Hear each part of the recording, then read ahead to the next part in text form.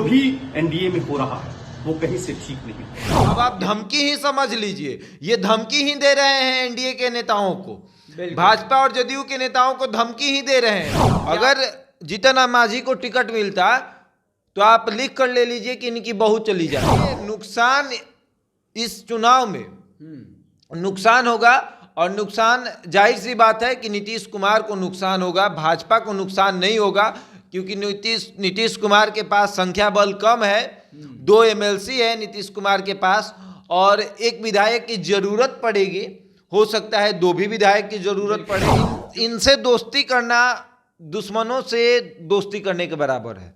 जीत भी इनकी, पट भी इनकी, मतलब इनका फायदा हो तो ये किसी के साथ सट सकते हैं। ये धोखा दे रहे हैं नीतीश कुमार को। नीतीश कुमार ने ही अपने 11 सीट में से जीतन राम मांझी को दिया था, तो भाजपा के खिलाफ कभी मांझी बोले ही नहीं है, हमेशा नीतीश कुमार के जी।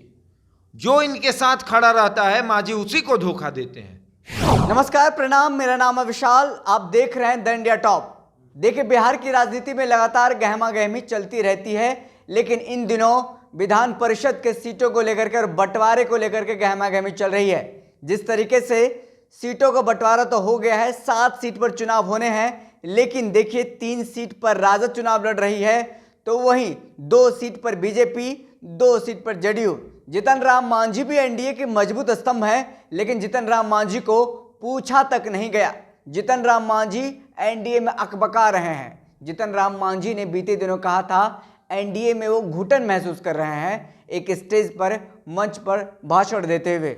अब घुटन महसूस कर रहे हैं, ऐसे में क्या होगा उनके साथ आगे आने वाले दिनों में? क्या एनडीए वो छोड़ देंगे? क्या सीएम नीतीश कुमार का साथ छोड़ देंगे? हम बात करेंगे हमारे सहयोगी शशांक पांडे से। शशांक जी, ये बताइए कि अब क्या होने वाला है? एनडीए में घुटन महसूस कर रहे हैं जीतन राम मांझी, अकबक प्राण कर रहा है उनका। देखिए, जीतन राम मांझी का दम घुटने लगा है एनडीए में।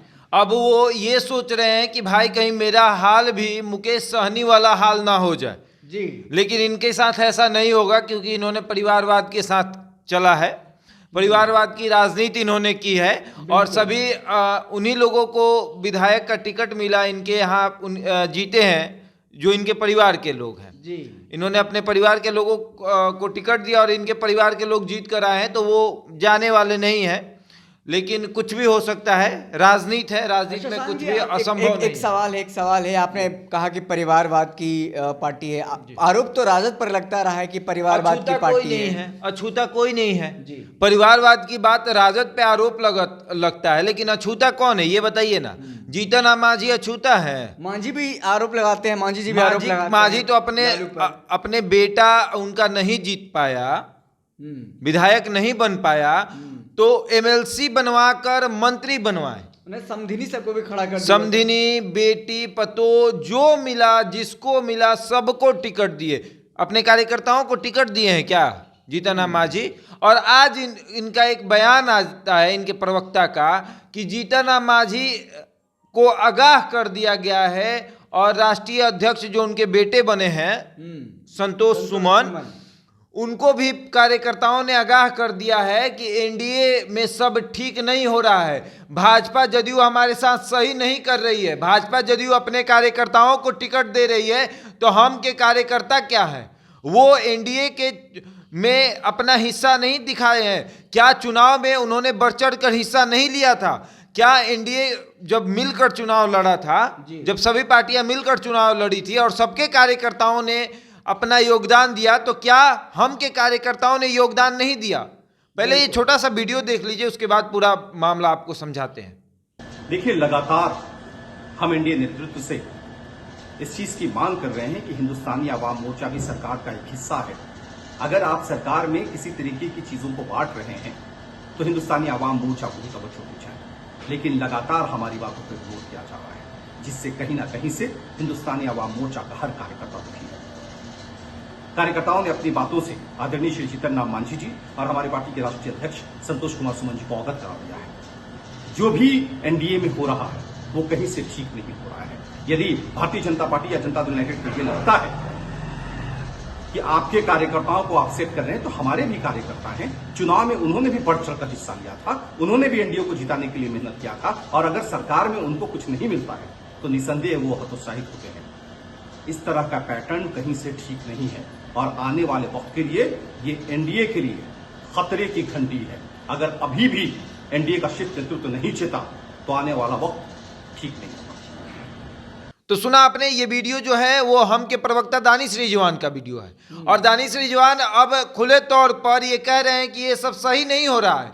अब आप धमकी ही समझ लीजिए, ये धमकी ही दे रहे हैं एनडीए के नेताओं को, भाजपा और जदयू के नेताओं को धमकी ही दे रहे हैं कि आपके कार्यकर्ता और हमारे कार्यकर्ता क्या कुछ नहीं, आपके कार्यकर्ता को टिकट मिलेगा एमएलसी का, राज्यसभा जाएंगे और हमारे कार्यकर्ता।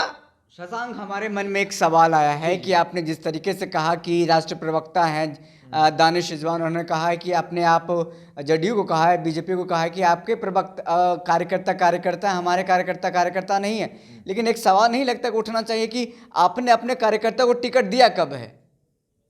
विधानसभा में तो अपने परिवार को टिकट दिया है, आप अभी एमएलसी चुनाव में कह रहे हैं कार्यकर्ता को टिकट देने की बात अब ये हो गया है ना कि इनको अब कैसे घेरेंगे ना, घेरना भी तो पड़ता है ना। अब ये कुछ बोलते, अगर ये कुछ अभी बोलते तो लोग कह देता कि उन्होंने अपने पार्टी के कार्यकर्ताओं को टिकट दिया है, तो अब इनको घेरना था तो इन्होंने अपने कार्यकर्ताओं के ऊपर कंधे पर बंदूक रखकर खेल लिया है। लेकिन अगर इनको टिकट मिल जाती, अगर जीतन मांझी को टिकट मिलता तो आप लिख कर ले लीजिए कि इनकी बहू चली जाती। इनकी जो बहू एक्टिव है सोशल मीडिया पर, जो लालू फैमिली पर पूरी तरीके से हमलावर रहती हैं, जो कि एक बार लालू यादव की बेटी जो है रोहिणी आचार्य, उनके साथ उनकी बहस भी हुई थी सोशल मीडिया पर, औरतों वाली बहस हुई थी। बिल्कुल, उनको एमएलसी बना दिया जाता। मौका नहीं छोड़ते। जितना बार लगता है कि मौका मिल जाए तो जीतन मांझी अपने घर के नाती तक को भेज दे, नाती पोता को भी विधायक को भेज दे। अब लेकिन घेरना था भाजपा और जदयू को, तो इन्होंने कार्यकर्ताओं के थ्रू ही घेर लिया कि कार्यकर्ता से चलिए घेर लेते हैं। लेकिन अब देखिए नुकसान इस चुनाव में नुकसान होगा, और नुकसान जाहिर सी बात है कि नीतीश कुमार को नुकसान होगा, भाजपा को नुकसान नहीं होगा, क्योंकि नीतीश कुमार के पास संख्या बल कम है, 2 एमएलसी है नीतीश कुमार के पास, और एक विधायक की जरूरत पड़ेगी, हो सकता है 2 भी विधायक की जरूरत पड़े, क्योंकि भाजपा 15 विधायक का समर्थन देगी। लेकिन बाय द वे अगर कोई विधायक बीमार पड़ जाता है या नहीं रहता है तो इन द केस 31 की जगह 32 विधायकों को रखा जाता है, ताकि एक अगर नहीं भी आए तो 31 समर्थन मिल जाए, क्योंकि उस समय तो आप रिस्क नहीं ना ले सकते हैं। नहीं। तो in the case Jitan Manjhi के 2 या 3 विधायकों की जरूरत पड़ेगी नीतीश कुमार को। तो अब जीतन मांझी धमकी दे रहे हैं और कह रहे हैं कि भाई एनडीए में दम घुट रहा है, और ये धमकी हमेशा का है, ऐसा नहीं है कि पहली बार है। इसके पहले भी स्थानीय निकाय कोटे से चुनाव हुआ था तो जीतन मांझी ने कहा था कि एनडीए में दम घुट रहा है, मेरा पूछ नहीं है। आपको याद है जब वीआईपी के राष्ट्रीय अध्यक्ष मुकेश सहनी ने कहा था कि एनडीए में अब सब ठीक नहीं है, हम लोग के साथ सही नहीं हो रहा, तो इन्होंने भी समर्थन किया था मुकेश सहनी का, बिल्कुल, और कहा था कि मुकेश सहनी जो भी कह रहे हैं सही कह रहे हैं, हम दोनों पार्टियों के साथ सही नहीं हो रहा है, मुकेश सहनी आप आगे बढ़िए, हम आपके साथ। कोऑर्डिनेशन बनाने की बात कही थी, अमित शाह से मुलाकात करने की बात हुई, कोऑर्डिनेशन बनाने की बात हुई थी, और इशारों में मुकेश सहनी को यह कहा गया था कि आगे बढ़िए, हम आपके साथ हैं। लेकिन जैसे ही मुकेश सहनी आगे बढ़े और भाजपा ने मुकेश सहनी को तोड़ा तो जीतन मांझी को झटका लग गया और कह रहे हैं कि मुकेश सहनी ने कुछ गलत किया है, तुरंत मुकेश सहनी ने गलत हाँ पलट गए तुरंत। तो इनसे दोस्ती करना दुश्मनों से दोस्ती करने के बराबर है, जीत भी इनकी पट भी इनकी, मतलब इनका फायदा हो तो ये किसी के साथ सट सकते हैं। बिल्कुल, बात तो मुकेश सहनी से न बिगड़ी थी महागठबंधन में, बिल्कुल इनसे तो नहीं बिगड़ी थी, नहीं, ये भी छोड़ के चले गए थे महागठबंधन। अब एनडीए की बात किससे बिगड़ी? मुकेश सहनी से बिगड़ी है, लेकिन नुकसान इनको भी होगा। हो सकता है कि इनके विधायक ना टूटे, लेकिन इनके जो बेटा मंत्री बने हुए हैं वो पद तो चला जाएगा, तो ये एनडीए से अलग भी नहीं होंगे। बिल्कुल, होता है ना कि आपके साथ भी रहेंगे, आपका नुकसान भी करेंगे, लेकिन आपको बर्दाश्त करना पड़ेगा। जी। अब समझिए कि भाजपा कितना जीतन राम मांझी को बर्दाश्त की है।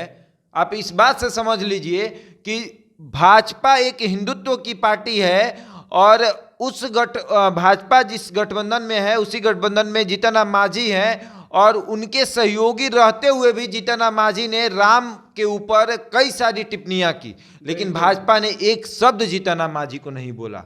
इससे क्या बड़ी बात है क्या जीतन राम मांझी के लिए? जी, ये तो और सबसे बड़ी बात कि जीतन राम मांझी भाजपा को नहीं धमका रहे हैं, जीतन राम मांझी नीतीश कुमार को धमका रहे हैं। और जीतन राम मांझी ये ना भूलें कि उनका जो एक बेटा मंत्री बन के बैठा है वो नीतीश कुमार की वजह से बैठा है, वो नहीं कि भाजपा की वजह से बैठा है। नीतीश कुमार ने संतोष सुमन को एमएलसी बनाया और जदयू कोटे से बनाया जी, और फिर उनको सदन में भेजकर फिर मंत्री पद का शपथ भी दिलवाया। नीतीश कुमार ने करवाया है। और आज जब नीतीश कुमार के लिए जीतन राम मांझी पलट जाएंगे तो इनके जैसा कोई नहीं हो सकता, ये गद्दार नेता कहलाएंगे जी। सबसे बड़ा ये धोखा भाजपा को नहीं दे रहे हैं, ये धोखा दे रहे हैं नीतीश कुमार को।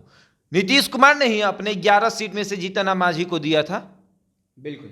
मुकेश सहनी को भाजपा ने दिया था, जी, जीतन तो राम मांझी को तोड़ दिया ना भाजपा मुकेश सहनी को। जीतन राम मांझी को कौन दिया था?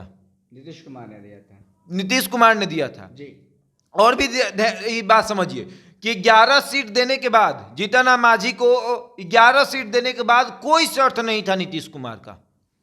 11 जगहों पर अपना उम्मीदवार उतार दीजिए, नीतीश कुमार ने कोई शर्त नहीं रखा। बीजेपी ने तो चारों भाजपा मुकेश सहनी को 11 सीट देने के बाद मात्र मुकेश सहनी के 3 जगह पर उम्मीदवार थे, जी, 8 जगह पर भाजपा के उम्मीदवार थे, बिल्कुल। जिसमें से 4 जीत कर आए, 3 शामिल हो गए। जी, हो गए ना। जीतन राम मांझी के जितने भी उम्मीदवार थे, कोई कह देगा क्या कि हम ठीक है जदयू के उम्मीदवार थे? लेकिन ये किसको धोखा दे रहे हैं? ये भाजपा को नहीं, नीतीश कुमार को धोखा दे रहे हैं, जदयू को धोखा दे रहे हैं। आज कह रहे हैं कि हम शामिल नहीं होंगे, जी, हम चुनाव में शामिल नहीं होंगे। राज्यसभा के दिन, नॉमिनेशन के दिन ये गए थे। जी, राज्यसभा का जिस दिन नॉमिनेशन था ये उस दिन पहुंचे हुए थे। जानते हैं क्यों पहुंचे हुए थे? बिल्कुल। क्योंकि भाजपा के पास 2 सीट था, जी, जदयू के पास 1 सीट था, तो जदयू से ही मांग नहीं सकते थे और भाजपा इनको देना नहीं चाहती थी। तो भाजपा के खिलाफ कभी मांझी बोले ही नहीं है, हमेशा नीतीश कुमार के। जी, जो इनके साथ खड़ा रहता है मांझी उसी को धोखा देते हैं। और मांझी आज धोखेबाज निकल गए हैं। धोखेबाज निकल रहे हैं। किसके साथ गद्दारी कर रहे हैं ये? बीजेपी के साथ रह करके, गठबंधन में रह करके राम के खिलाफ बोलना, हमला करना, भगवान नहीं मानना, उनके अस्तित्व पर सवाल उठाना, तमाम सारी बातें हैं। देखिए सब बोल देते हैं लेकिन भाजपा इनको कुछ नहीं बोलता है, ठीक है, सब बर्दाश्त करता है। लेकिन अभी सबसे बड़ी बात ये है कि जीतन राम मांझी ये ना भूले कि 2020 में जब वो महागठबंधन से अलग होकर आए थे तो भाजपा ने पूरी तरीके से मना कर दिया था कि जीतन राम मांझी को हम नहीं रखेंगे। वहां पर आपके साथ अगर कोई इंसान खड़ा था, कोई नेता खड़ा था, कोई पार्टी खड़ी थी तो वो नीतीश कुमार थे, वो पार्टी जदयू थी।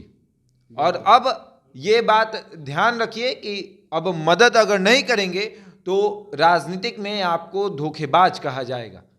यही है। बिल्कुल, मुझे लगता है कि सारा शशांक ने मामला समझा दिया है कि जीतन राम मांझी के साथ क्या हो रहा है, एनडीए में क्या कसक है, क्यों घुटन महसूस कर रहे हैं, क्यों एनडीए में अकबका रहे हैं। कैसा लगा वीडियो आप मुझे कमेंट सेक्शन में कमेंट करके बता सकते हैं। फिलहाल इस वीडियो में इतना ही, हमें दीजिए इजाज़त, फिर मिलते हैं बड़ी खबर के साथ। तब तक के लिए धन्यवाद।